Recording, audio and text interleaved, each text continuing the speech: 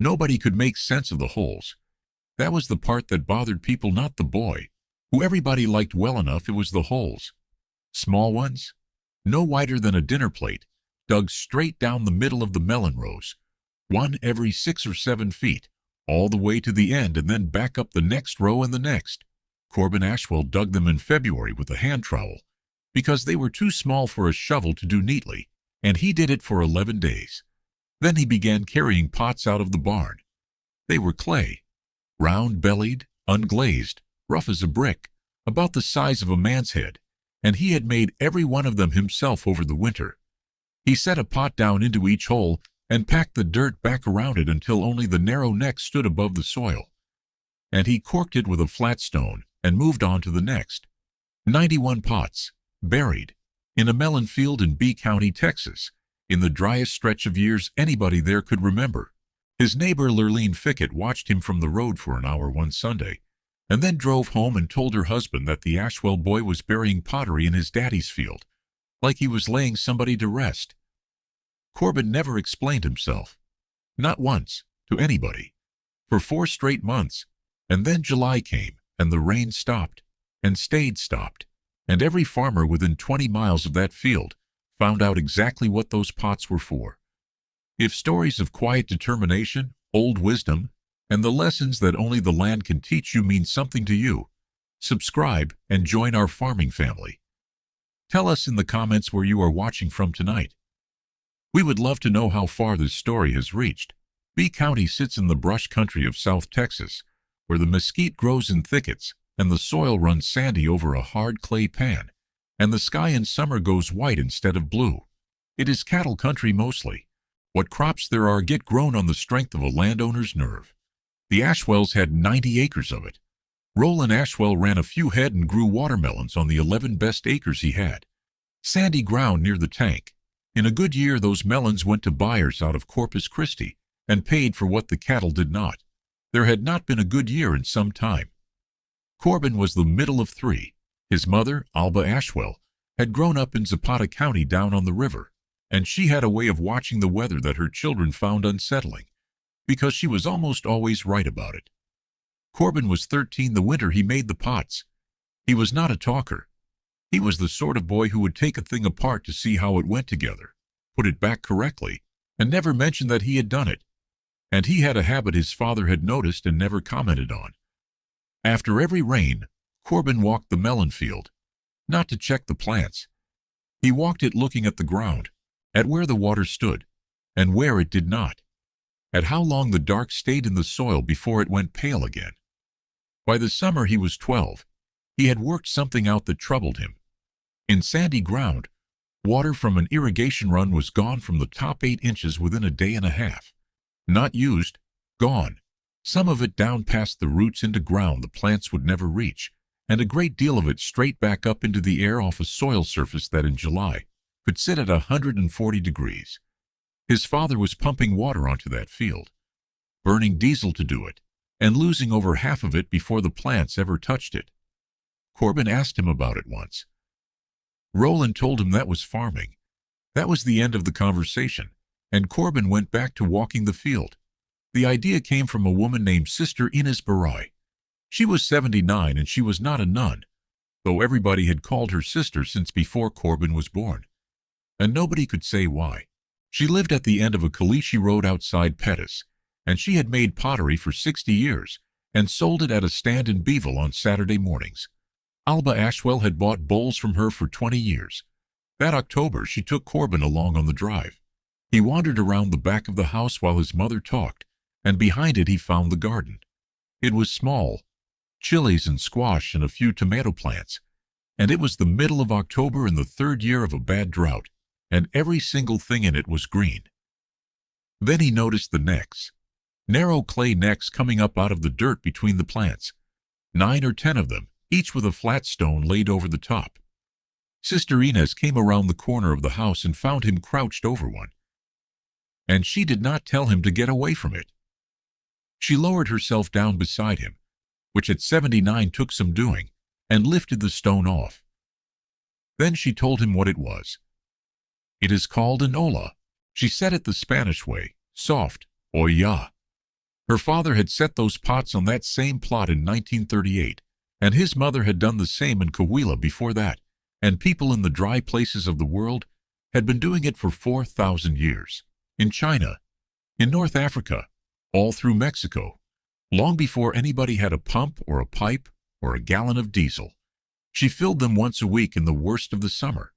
Once a week, and she had never lost a chili plant in her life.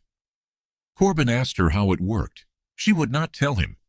She told him to come back in the spring and she would teach him to make one, and that if he wanted to know how it worked, he could go find out, because a thing a person works out for himself stays with him and a thing he is handed does not. He came back in November instead, and every Saturday after that, all winter. Here is how it works. Corbin found it out for himself, at a table in the school library in Beeville with a book he had to ask for twice. An unglazed clay pot is not waterproof. That is the entire principle. Fired clay left unglazed is full of microscopic pores, and water sitting inside will move out through the wall. But it does not simply run out. It only moves as fast as the soil on the other side is prepared to take it. That is the part that matters, and it has a name. Soil moisture tension, dry soil pulls. It has enormous suction, far stronger than anyone would guess from a handful of dirt. Wet soil does not pull at all. So when the ground around a buried olla goes dry, it draws water through the clay wall steadily, hour after hour. And when the ground is already damp, the pull stops, and the water stays in the pot and waits. The pot does not water on a schedule. The pot waters on demand. The soil and the plant decide how much is needed, and the pot answers. And because the water leaves through the wall of a vessel buried a foot down, not one drop ever touches the surface. Nothing evaporates off hot ground. Nothing runs downhill. Nothing rushes past the root zone because it is never delivered in a rush. Researchers have studied buried clay pot irrigation seriously since the 1970s, and the measured water use runs between 1/10 and 1/3 of what surface irrigation requires for the same crop on the same ground. 1/10. A 13-year-old boy read that number in a library book in December and sat back in his chair and understood exactly what he was holding. He made the pots himself because there was no money to buy them. Sister Inez let him use her wheel and her kiln and charged him nothing, and in exchange he cleaned her yard and hauled her clay and split her wood all winter. He was terrible at it. The walls came out uneven, thick in one place and paper thin in another, and 11 cracked apart in the kiln in the first firing because he had not let them dry long enough, and the water still in the clay turned to steam and blew them open from the inside. She let him lose all 11 without a word of warning. Then she showed him how to test a pot for dryness against the back of his wrist. Second firing, he lost 4. Third firing, 1. By February, he had 91 usable pots and a pair of hands that no longer looked like a boy's. The burying went wrong more than once. He set the first 2 dozen too shallow, with the neck standing 4 inches proud of the soil, and his father came down the row with the cultivator and clipped the tops off 9 of them. Corbin dug up every one, made new ones, and reset that entire row deeper. He spaced them wrong too, 10 feet apart, because he wanted to cover more ground with what he had. He found out in June that the wetting front from a buried olla in sandy soil reaches out only about as far as the pot itself is wide, and that the vines rooted between 2 pots 10 feet apart were getting nothing at all from either of them. So he moved them, in June, in the heat, by hand 1 pot at a time, with a trowel, and he reset them at 5 feet and filled the gaps with the ones he had held back in reserve. Roland Ashwell watched all of it from a distance and said nothing. He had decided privately that his son had thrown away a winter on a foolishness. And he had also decided that a boy is entitled to throw away 1 winter on a foolishness. And that saying so out loud would only make it cost more than it already had. Word got around the way it does, Lurleen Fickett told people. Somebody repeated it at the gin, and a man named Dutch Halverson, who farmed 800 acres of grain sorghum north of the county road, and who was widely considered the best farmer in that part of B County, said at the feed store, without any real malice in it, that he supposed if a man was going to lose his crop anyway, he might as well decorate the field first. That got repeated too. The rain stopped on the 22nd of June, did not taper, it stopped. There was not a measurable inch anywhere in B County for 51 consecutive days. By the middle of July, the stock tanks were dropping so fast you could mark it week to week on the bank. Roland Ashwell ran the pump 3 times, and then stood at the edge of the tank looking at the mud ring around it, and understood, with a completeness that made him sit down on his tailgate, that he had perhaps 2 more runs left and nothing after that. Dutch Halverson sorghum began to fire in the 3rd week of July. The leaves rolled up tight as cigars in the afternoons, and stopped opening again in the mornings. The thicket corn was finished by the 1st of August. Across that whole end of the county, the ground opened up. Cracks a man could put his hand into. The pasture went the color of a paper sack, and on 11 acres of sandy ground near the Ashwell tank, the melon vine stayed green. Not lush. Corbin would have been the first to tell you so, but green and set and holding, with fruit swelling instead of aborting, and leaves lying flat under the afternoon sun instead of curling in on themselves. He filled the pots once every 8 days, hauling the water out in 2 5-gallon buckets on a yoke he built from a broom handle. It took him most of a morning each time. He did it 8 times that summer. Roland Ashwell never ran the pump again after the 29th of July.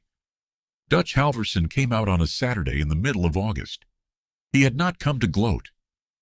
By then there was nothing left in that county worth gloating over. The thickets had told him the Ashwell melons were still standing, and he had not believed it, and he had gotten in his truck to see. He walked into the field and got about 10 rows in before he stopped. The vines ran green away from him in every direction. He crouched and laid his hand flat on the bare soil between 2 plants, and it was warm and dry as a stovetop. Then he moved his hand 8 inches left, toward one of the little stone caps, and pushed his fingers down into the dirt beside it.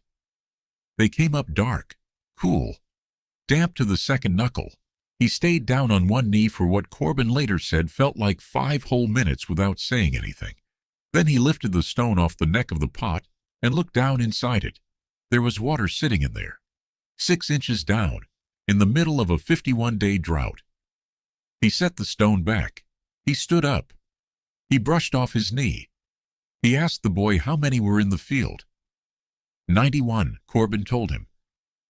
Dutch Halverson looked out over those 11 acres, and then past the fence line at his own ground, which he could see from where he stood, and which was the color of ash.